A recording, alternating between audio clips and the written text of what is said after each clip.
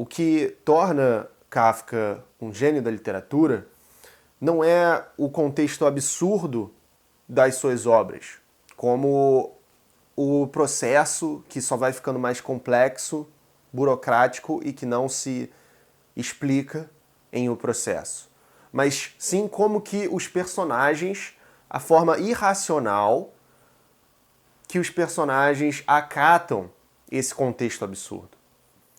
Existe até uma palavra para isso que ficou popular, chamada kafkaesque. Kafkaesque ou kafkiana define experiências desnecessariamente frustrantes e complicadas, com uma teia inacabável de obstáculos ilógicos e absurdos, tratados na narrativa de Kafka como normais, como perfeitamente comuns e necessários.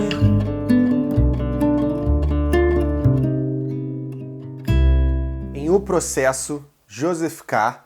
é acusado misteriosamente de um crime que ele não sabe o que é e detido por 2 guardas que aparecem onde ele mora. Não importa o motivo, na verdade, pelo qual ele foi acusado, ele já se sente perfeitamente culpado.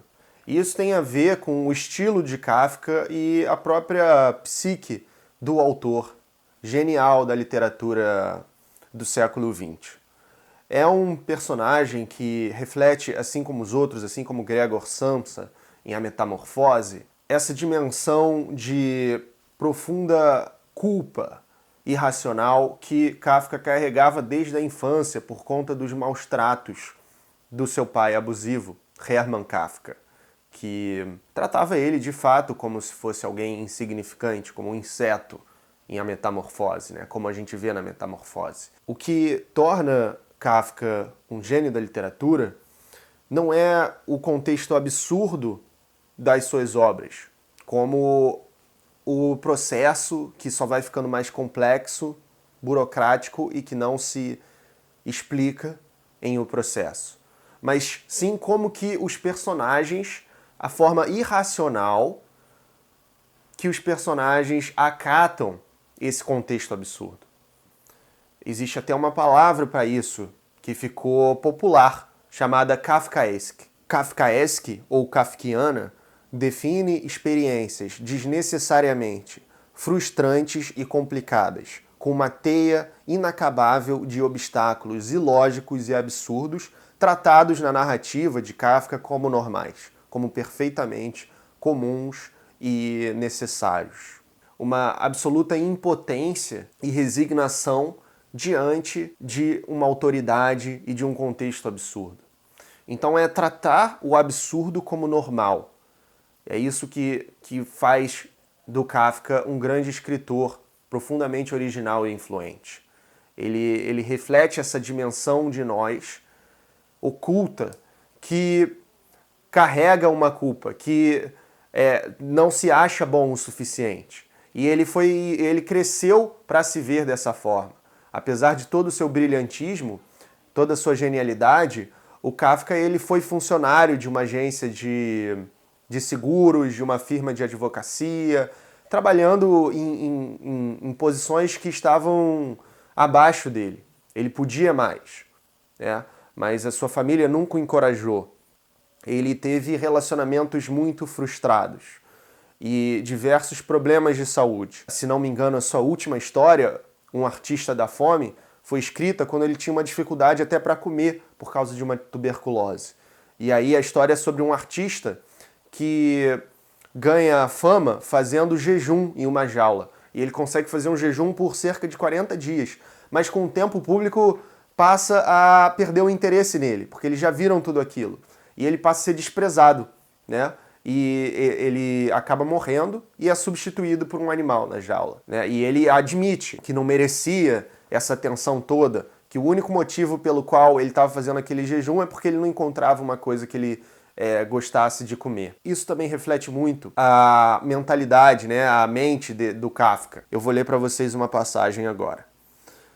Tentar perceber que aquele grande organismo judicial fica, por assim dizer, eternamente pairando e que, na verdade, quando se muda alguma coisa por conta própria, a partir da posição que se ocupa, retira-se o chão debaixo dos próprios pés e se pode sofrer uma queda, ao passo que o grande organismo cria facilmente para si mesmo, em outro lugar, um substituto para a pequena perturbação, na realidade tudo está ligado e permanece inalterado.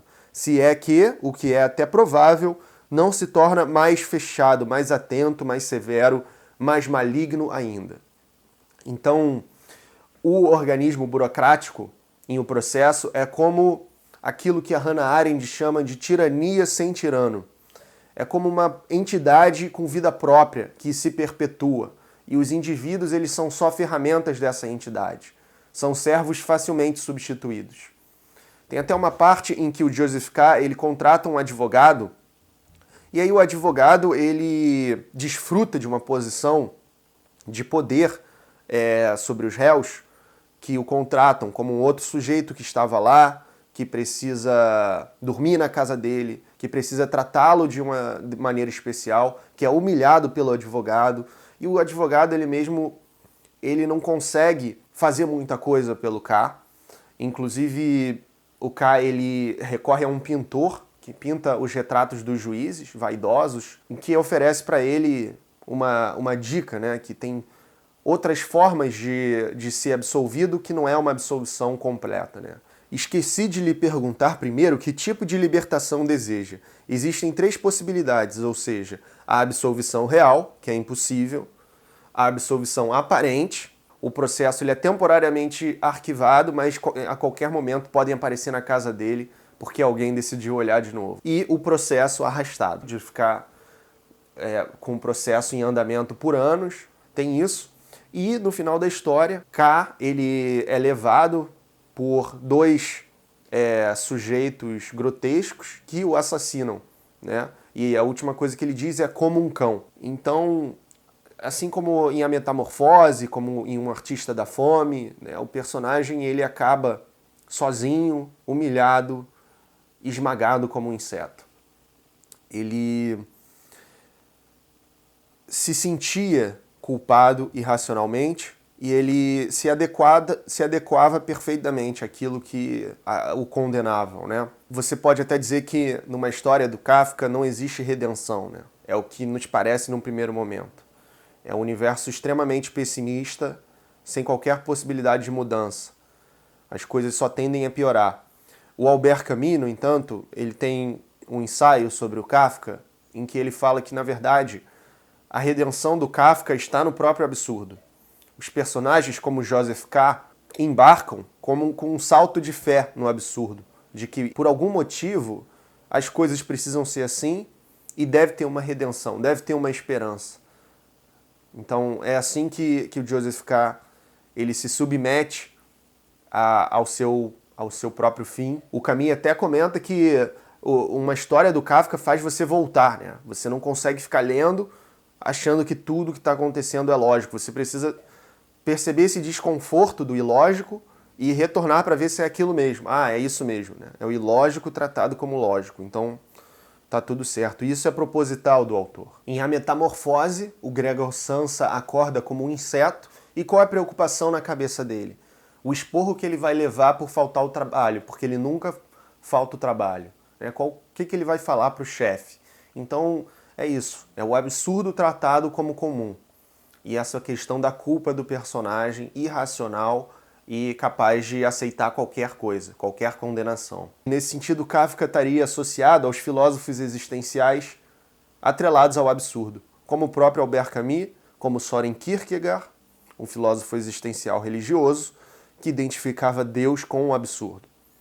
Se você tiver interesse em se aprofundar nesses autores da filosofia existencial, que tem um diálogo muito forte com Franz Kafka, eu recomendo que você faça o meu curso de filosofia existencial, que equivale a uma especialização de universidade que vai te dar uma bagagem para a vida toda, para alargar o seu pensamento nessas questões da existência, de uma vida autêntica e da relação com a sociedade. Autores como Kierkegaard, Camus, Nietzsche, Sartre, Heidegger, entre outros. O link para o curso está aqui embaixo e você pode assistir às lives que eu fiz preparatórias para o curso para você ter uma ideia mais ou menos de como é. Tem uma live, inclusive, que é sobre o existencialismo na literatura, em que eu falo de Dostoiévski, Kafka e Rilke. Vale muito a pena você conferir. eu vou colocar o card aqui em cima. Talvez nenhum de nós seja duro de coração, gostaríamos talvez de ajudar a todos, mas como funcionários do tribunal damos facilmente a impressão de que somos empedernidos e não queremos ajudar ninguém. Sofro muito com isso. Existem outras interpretações possíveis também. Tem gente que lê o processo como uma profecia do terror nazista, do nazifascismo. Tem gente que vê como uma crítica à burocracia, que não deixa de ser, inclusive tem muita relação com a justiça no Brasil, onde as coisas são arrastadas e pormenorizadamente burocráticas. A gente pode ler também como uma grande crítica social das relações humanas no século XX, na modernidade tardia, que tudo se dá na base de transações, de burocracia, de números, de massas, e a autenticidade, a individualidade das pessoas vai ficando cada vez mais reprimida, com consequências drásticas para elas próprias e também para os outros, para a sociedade como um todo.